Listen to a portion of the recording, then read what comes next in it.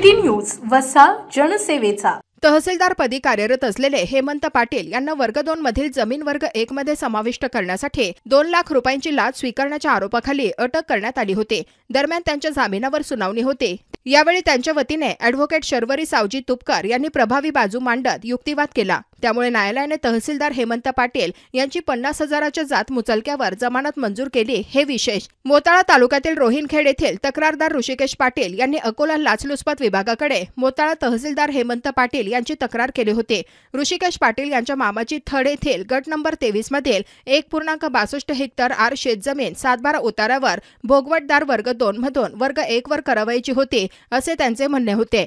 त्यासाठी त्यांच्या मामाने तहसीलदार यांच्याकडे अर्ज केला होता, परंतु त्यांचे मामा अशिक्षित असल्याने तक्रारदार ऋषिकेश पाटील हे त्या प्रकरणात लक्ष घालत असल्याचे त्यांनी सांगितले। त्यांनी स्वतःच्या नावे इसार पावती देखील करून घेतली होती। तहसीलदार हेमंत पाटील यांनी सदर जमीन वर्ग 2 मधून वर्ग 1 करण्यासाठी एकूण 2 लाख रुपये लाचेची मागणी केली असा आरोप पाटील यांनी केला आहे। त्यानुसार अकोला एसीबीच्या वतीने तहसीलदार हेमंत पाटील यांच्या बुलढाणा येथील राहत्या घरी 13 सप्टेंबर रोजी पडताळणी केली। त्यात लाचेची मागणी निष्पन्न झाल्याने 14 सप्टेंबर रोजी त्यांच्या घरी सापळा रचला असता हेमंत पाटील यांनी 2 लाख रुपयांची लाच स्वीकारली असा आरोप फिर्यादीने केला। मात्र त्यांना संशय आल्याने त्यांनी ती रक्कम टॉयलेटमध्ये फेकून त्यावर पाणी टाकले व पुरावा नष्ट करण्याचा प्रयत्न केला असाही आरोप होता।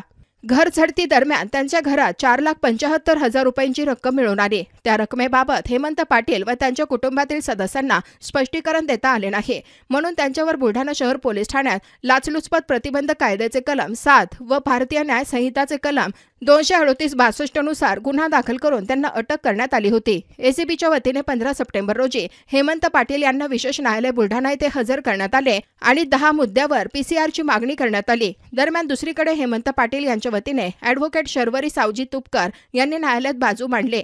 ॲडव्होकेट शर्वरी सावजी यांनी एसीबीने मांडलेले 10 मुद्दे खोडून काढत प्रभावी युक्तिवाद केला।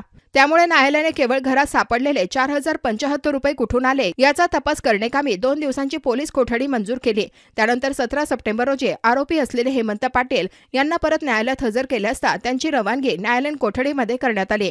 त्यानंतर ॲडव्होकेट शर्वरी सावजी तुपकर यांनी आरोपीच्या वतीने जमानत मिळणेकामी अर्ज सादर केला। त्यावर न्यायालयाने एसीबीचे म्हणणे मागवले, पण एसीबीने त्या दिवशी आपले म्हणणे दिले नाही।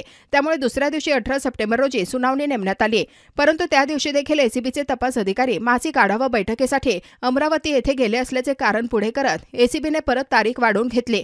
त्यामुळे 19 सप्टेंबर रोजी सुनावणी नेमण्यात आली।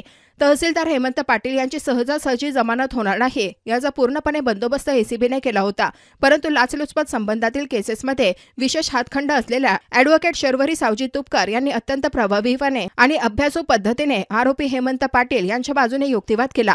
आपल्या अशिलाला खोट्या गुन्ह्यात अडकविण्यात आले असून फिर्यादी हा आरोपीचा जवळचा नातेवाईक असून त्याचे आरोपीच्या घरी कायम येणे जाणे असते व त्याला आरोपीच्या घरात कुठे कोणती खोली आहे हे पुरेपूर माहीत होते। त्यानेच आपल्या अशिलाच्या घरातील टॉयलेटमध्ये रक्कम टाकली असल्याचे युक्तिवादात ॲडव्होकेट शर्वरी यांनी म्हटले। तसेच त्याचे कोणतेही काम आपल्या अशिलाकडे प्रलंबित नव्हते। संबंधित जमीन मालक माळी समाजाचा तर फिर्यादी कुणबी समाजाचा आहे। तसेच फिर्यादीचे कुटुंब राजकारणात सक्रिय आहे, त्यामुळे आकस बुद्धीने त्याने खोट्या गुन्ह्यांमध्ये गुंतवले आहे असे मुद्दे उपस्थित करत ॲडव्होकेट शर्वरी सावजी तुपकर यांनी जमानतीची विनंती केली। याउलट सरकारी वकिलांनी जमानत अर्ज फेटाळण्याची विनंती केली व आरोपीवर हा दुसरा ट्रॅप असल्याचे न्यायालयाचे लक्षात आणून दिले। परंतु ॲडव्होकेट शर्वरी सावजी तुपकर यांचा युक्तिवाद ग्राह्य धरत न्यायालयाने आरोपी हेमंत पाटील यांना 50,000 रुपयांच्या जात मुचलक्यावर जमानत मंजूर केली। हे विशेष बातम्या व जाहिरातीकरिता संपर्क मोबाईल क्रमांक 9822 72 0784।